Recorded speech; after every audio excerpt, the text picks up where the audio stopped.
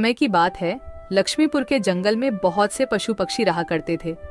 उसके बीच रंगीला नाम का एक बड़ा ही नेक हिरण भी रहता था। वह बहुत ही मेहनती, मिलनसार और परोपकारी था। वह अपने मन, कर्म और वचन से सबका ख्याल रखता था। किसी का स्वास्थ्य खराब होने पर वह हालचाल लेने के साथ साथ उसके उपचार की भी व्यवस्था करता था। वह जहां रहता था वहां अपने मेहनत से चारों तरफ हरियाली रहता था।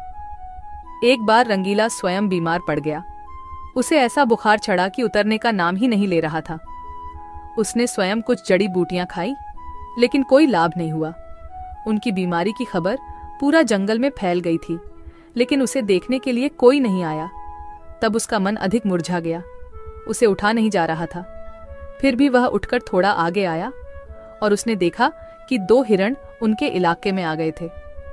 वह उनके बड़ी बड़ी हरी हरी घास खा रही थी। उन्होंने जब रंगीला को देखी तो मुस्कुराने लगी। अरे रंगीला, कैसी है तुम्हारी तबीयत? हम लोग तो तुमसे ही मिलने आए हैं, तुम्हारा हालचाल जानने आए हैं। हाँ रंगीला, मैंने सुना तुम्हारी तबीयत बहुत खराब है, तो हमसे रहा नहीं गया, इसीलिए चले आए हैं। अब बताओ, कैसी तबीयत है तुम्हारी? तबीयत में कुछ सुधार नहीं आया है, अब कोई दूसरी दवा लेनी पड़ेगी। हाँ हाँ, अच्छी दवा लेना और अपनी ख्याल रखना। अब तुम आराम करो, हम चलते हैं। रंगीला मुड़कर अपनी घर के तरफ चला गया और इधर दोनों हिरण फिर से रंगीला के इलाके के हरे हरे घास खाने लगी। हमने इस जगह के बारे में जितना सुना था उससे कहीं ज्यादा पाया। रंगीला ने बड़ी मेहनत से ये गुलशन सजाया है। चारों तरफ हरियाली ही हरियाली है। देखकर और खाकर तबीयत खुश हो गई। अभी पेट भरकर खा लेता हूँ, फिर कल रंगीला से मिलने के बहाने आ जाऊंगा। हमें रंगीला से क्या काम, हमें तो यह हरियाली खींच लाई है।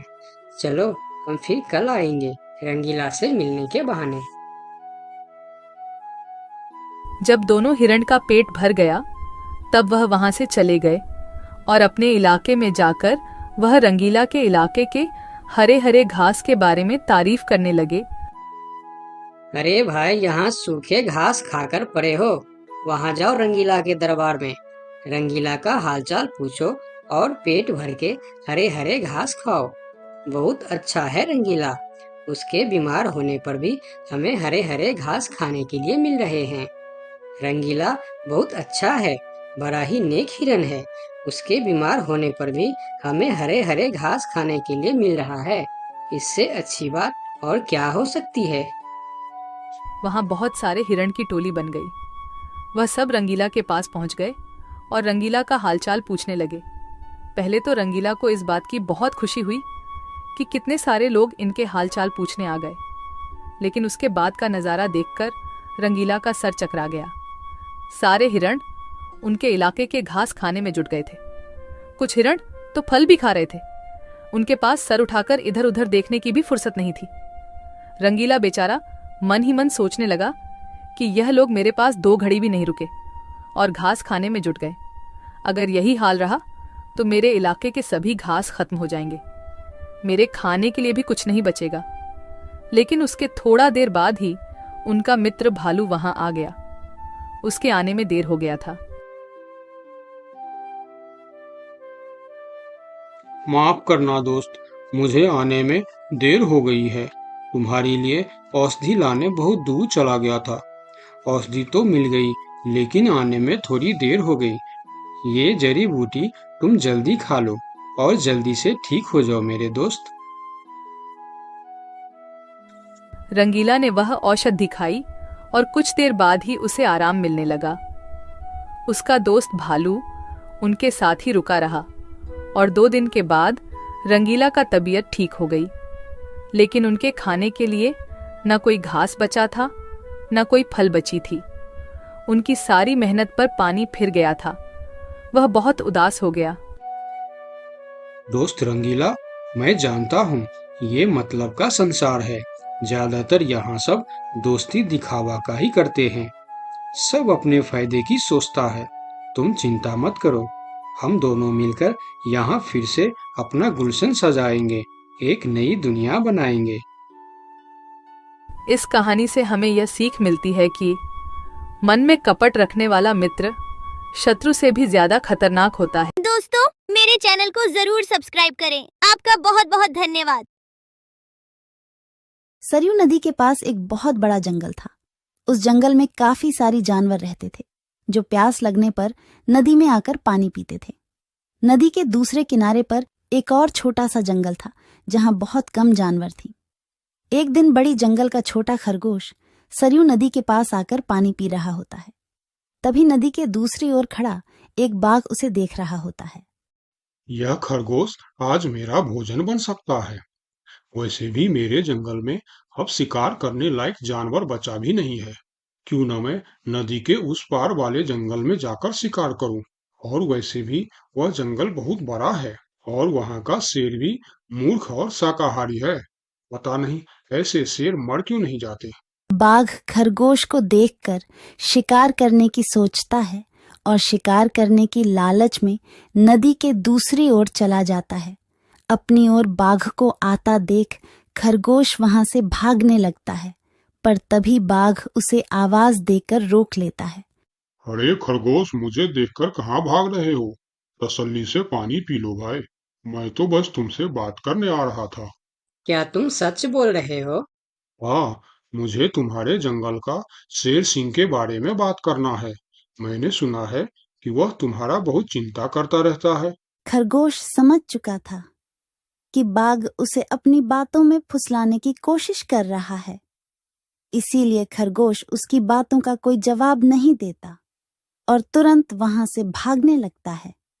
परंतु खरगोश बाघ से तेज नहीं भाग पाता और बाघ उसका शिकार कर लेता है। यहाँ के जानवर बड़ी आसानी से शिकार हो जाते हैं, तो क्यों न मैं इसी जंगल में रहकर आसानी से शिकार किया करूं। बाघ अभी इसी जंगल में रहकर ही शिकार करता रहता है। इस तरह से जंगल में जानवर कम होने लगते हैं। एक दिन अरे लोमड़ी, मैंने सुना है कि तुम अपनी सहेली से मिलने के लिए दूसरे जंगल में जा रही हो। हाँ, लेकिन तुम्हें मेरी इतनी चिंता क्यों हो रही है? देखो लोमड़ी, तुमने सांप के अंडे के साथ जो हरकत की थी, जिसके लिए तुम्हें शेर सिंह ने सजा दी थी, इसके लिए तुम जंगल से भाग नहीं सकती। लेकिन मैं भाग नहीं रही हूँ। मैं तो अपनी सहेली से मिलने उस जंगल में जा रही हूँ। पर मुझे शक है कि तुम मौके देखकर भाग भी सकती हो, इसीलिए मैं तुम पर नजर रख रहा हूँ। देखो भैया, मैं शेर सिंह की हुक्म का पालन कर रही हूँ, लेकिन तुम अपना ड्यूटी ढंग से नहीं कर रहे हो। क्यों? तुमको क्यों लग रहा है कि मैं अपनी ड्यूटी ढंग से नहीं कर रहा हूँ? दरअसल इस वक्त तुम्हें जंगल में हमारी जानवर पर ध्यान रखनी चाहिए, क्योंकि हमारी जंगल की जानवर कम हो रहे हैं। सुना है जंगल में कोई शिकारी घुस आया है जो हमारे जानवरों का शिकार कर रहा है। लोमड़ी, तू चालाक है, ये मैं जानता हूँ, लेकिन मैं भी इतना बेवकूफ नहीं हूँ, ये तू जान ले। मैं तेरे बातों में नहीं आने वाला। याद रखना, अगर आज तुम मेरे बातों पर यकीन नहीं करोगे तो तुम भी किसी दिन कोई शिकारी जानवर का शिकार बन जाओगे। चाहे जो भी हो जाए, मैं तुम्हें यहाँ से जाने नहीं दूंगा। देखो, मेरा जाना बहुत जरूरी है। मैं 2-3 दिन में वापस आ जाऊंगी। मुझे जाने दो। ठीक है, मैं तुम्हें जाने दूंगा, लेकिन मेरा एक शर्त है। शर्त? कैसी शर्त? यही कि तुम्हें उस जंगल के थाने में जाकर रोज हाजिरी देनी होगी। मुझे मंजूर है। लोमड़ी को पता था कि जंगल से जानवर कम हो रहे हैं, इसीलिए वह हाथी की शर्त मानकर वहां से चली जाती है। वहीं दूसरी ओर हाथी जंगल की निगरानी करने लगता है। तब दिखता है कि जंगल से कुछ खरगोश गायब है। इस चिंता में कई खरगोश आपस में बात भी कर रहे होते। देखो भाइयों, हमें सावधान रहना होगा, क्योंकि जंगल से खरगोश गायब हो रहे हैं। हाँ, लेकिन इस बात का फरियाद हमें शेर सिंह को करनी चाहिए। तभी खरगोश की बात सुनकर हाथी उनके पास आता है। क्या हुआ है भाई? तुम सब आपस में क्या मीटिंग कर रहे हो? मुझे भी बताओ। हाथी भैया, तुम शेर सिंह के सेनापति हो। क्या तुम हमारी फरियाद राजा तक पहुंचा सकते हो? अरे भाई, तुम्हारी रक्षा करना ही मेरा ड्यूटी है। बताओ, तुम्हारी क्या शिकायत है? हाथी भैया, कुछ दिन से हमारे कई साथी गायब हो गए हैं। अगर तुम्हें अपनी जंगल की फिक्र है तो हमारी साथी खरगोश को ढूंढ के लेके आइए। क्या तुम्हें किसी पे शक है? हम सिर्फ इतना जानते हैं कि जो खरगोश गायब हुए हैं वह सब पानी पीने के लिए नदी के पास गए थे और तब से वापस नहीं आए हैं। और वह लोग गायब कितने दिन से हो रहे हैं? पिछले कई दिन से एक एक करके खरगोश गायब हो रहे हैं हाथी भैया।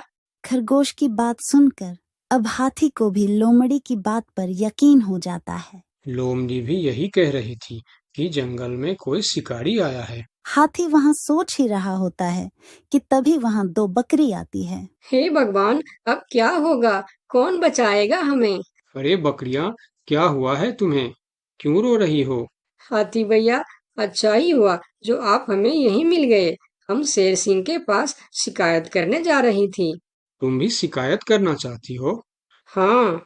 आखिर तुम लोगों का क्या तकलीफ है? हाथी भैया, कुछ दिन पहले कुछ खरगोश जंगल से गायब हुए थे और अब बकरियां भी गायब हो रहे हैं। लगता है कोई शिकारी हमारे जंगल में घुस आया। पूरा जंगल इसी बात से परेशान था कि आखिर उनका शिकार कर कौन रहा है। अब वह सभी मीटिंग के लिए शेर सिंह के पास जाते हैं और सारी बातें शेर सिंह को बताते हैं, जिस पर शेर सिंह अपनी जंगल की जानवरों से कहता है, आप सब फिक्र मत करो, मैं बहुत जल्द पता लगा लूंगा कि यह काम किसका है और कौन हमारे जंगल का जानवरों का शिकार कर रहा है। तो अब हम क्या करेंगे शेर सिंह? आप लोगों से हमारी यह विनती है कि आप लोग जंगल से बाहर नहीं जाएंगे। जिसको भी पानी पीना है वह इसी जंगल का तालाब का पानी पिएगा। महाराज, आपका ये हुक्म हमें कब तक पालन करना होगा? एक बार बस मैं उस शिकारी को पकड़ लूं, उसके बाद आप लोग जंगल से बाहर जाकर भी पानी पी सकते हो। सभी जानवर शेर सिंह की बात मान जाता है और जंगल से बाहर जाना बंद कर देती है। 2 दिन बीत जाती है और जंगल से कोई भी जानवर गायब नहीं होता। उधर शिकार नहीं मिलने पर अब बाघ परेशान हो जाता है, क्योंकि 2 दिन से उसने कोई शिकार नहीं किया था। इतना बड़ा जंगल है, इतने सारे जानवर है, तो फिर यह कमबख्त जानवर पानी पीने के लिए बाहर क्यों नहीं आ रहे हैं? 2 दिन से मैंने कोई शिकार नहीं किया, भूख के मारे मेरी जान निकल रही है। लगता है अब शिकार करने के लिए नदी का किनारा छोड़ जंगल के अंदर जाना पड़ेगा। आखिर मैं भी तो देखूं, इस जंगल में सभी जानवर आखिर गायब कहाँ हो गए हैं। अब देखता हूँ मुझसे कैसे बचते हैं इस जंगल के जानवर। इतना बोलकर बाघ छुपकर जंगल के अंदर घुस जाता, जहां वह देखता है एक बकरी घास खा रही होती है। उस बकरी को घास खाता देख बाघ पीछे से उस पर हमला कर देता है और उसे मारकर अपने साथ जंगल से बाहर ले जाता है। ये सब एक दूसरी बकरी देखती रहती है। अच्छा, तो ये बात है। अभी मैं जाकर शेर सिंह को बताती हूँ। फिर बकरी सभी जानवरों को इकट्ठा करके शेर सिंह के पास पहुंचती है। महाराज, हमारे जंगल में दूसरे जंगल का बाघ घुस आया है और वही हमारे जंगल में शिकार कर रहा है। महाराज, वह बहुत तेज और बहुत दुष्ट शिकारी है। उसने हमारे सामने ही हमारे साथी को मार डाला, जो मैंने अपने आंखों से देख के आया हूँ। महाराज, अब आप कुछ कीजिए महाराज, नहीं तो हमारे प्रजाति खत्म हो जाएंगे। महाराज, अब कुछ करना ही पड़ेगा। अब आप कुछ कीजिए महाराज, नहीं तो हमारी प्रजाति खत्म हो जाएंगे। हाँ महाराज, अब कुछ करना ही पड़ेगा। सबकी बात सुनकर शेर थोड़ी देर सोचकर बोला, लोमड़ी कहाँ है? महाराज, वो नदी के उस पार वाले जंगल में गई है। शेर सिंह लोमड़ी के मदद से बाघ को पकड़ने का मन ही मन प्लान करके बोला, देखो, इस जंगल का जानवरों का रक्षा करना हमारा पहला कर्तव्य बनता है और मैं आप लोगों की रक्षा जरूर करूंगा। बस आप सबको मेरा साथ देना होगा। जैसे मैं बोलूंगा वैसे आप सबको करना होगा। हाँ, हम सब तैयार हैं महाराज। तो सुनो, आप लोगों में से कोई भी उस नदी के किनारे नहीं जाएगा और जब वह शिकारी को शिकार नहीं मिलेगा तब वह जंगल के अंदर आने के लिए मजबूर हो जाएगा और वो जब जंगल के अंदर आ जाएगा तब मैं जंगल के किसी एक जानवर को उसके सामने भेजूंगा। फिर जैसे ही वह मेरे भेजे हुए जानवर का शिकार करने जाएगा, हम सब उस पर हमला बोल देंगे। मतलब हम में से किसी एक को अपनी जान खतरे में डालनी होगी महाराज। हाँ, मगर मौत के मुंह में जाने के लिए कौन तैयार होगा महाराज? वह तुम्हें कल पता चल जाएगा। शेर सिंह अपने गुप्तचरों द्वारा लोमड़ी को संदेश भिजवाकर उसे वापस बुलाता है। आपने मुझे इतनी रात में यहाँ क्यों बुलाया महाराज? लोमड़ी, मैं तुम्हारी सजा माफ करना चाहता हूँ, मगर तुम्हें मेरा एक काम करना होगा। सजा से छुटकारा पाने के लिए मैं कुछ भी करने के लिए तैयार हूँ महाराज। ठीक है, तो सुनो। लोमड़ी की हाँ करती ही शेर सिंह ने बाघ को पकड़ने का प्लान उसे बता दिया। महाराज, जब बाघ मेरा शिकार करने आएगा तब आप मुझे टाइम पर आकर बचा तो लेंगे ना? मैं शेर हूँ, कोई नेता नहीं जो वचन देकर मुकर जाऊंगा। तुम निश्चिंत रहो, तुम्हें कुछ भी नहीं होगा। अगले दिन प्लान के अनुसार लोमड़ी नदी के किनारे जाता है। शिकार को आता देखकर बाघ खुश हो जाता है। वाह, आज मुझे पेट भरकर खाना मिलेगा। शिकार के नजदीक आते ही मैं उसे मार दूंगा। लोमड़ी डरते डरते नदी के किनारे पहुंच जाता है। हे भगवान, टाइम पर शेर सिंह को भेज देना। कैसी हो लोमड़ी? मैं ठीक हूँ बाघ भाई। अभी तो तुम ठीक हो, लेकिन थोड़ी देर बाद ठीक नहीं रहोगे। क्या मतलब? मतलब ये कि मैं अभी भूखा हूँ, और जब मैं भूखा होता हूँ तो किसी का भी शिकार कर लेता हूँ।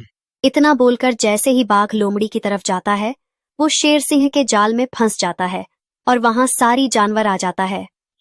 बाघ, तू शिकार के लालच में मेरे चंगुल में फंस गया है। अब तेरी कहानी खत्म। तुमने मुझे धोखा दिया शेर सिंह। जैसी करनी वैसी भरनी, मुहावरा तो तूने सुना ही होगा। बाघ, तू सबको धोखे से मारता था, इसीलिए मुझे तुम्हें भी धोखे से मारना पड़ा। मुझे माफ कर दो शेर सिंह, मैं हमेशा के लिए जंगल छोड़कर चला जाऊंगा। तूने हमारे जनता पर अत्याचार किया है, अब तुम्हें इसका हिसाब चुकाना पड़ेगा। साथियों, अपना बदला ले लो। शेर सिंह की आज्ञा मिलते ही सारे जानवर उस बाघ पर टूट पड़ता है। इस तरह से शेर सिंह अपने चालाकी और सूझबूझ से अपने जंगल के जानवरों की रक्षा करता है। इस कहानी से हमें यही सीख मिलती है कि धोखे का अंजाम धोखा ही होता है, जैसी करनी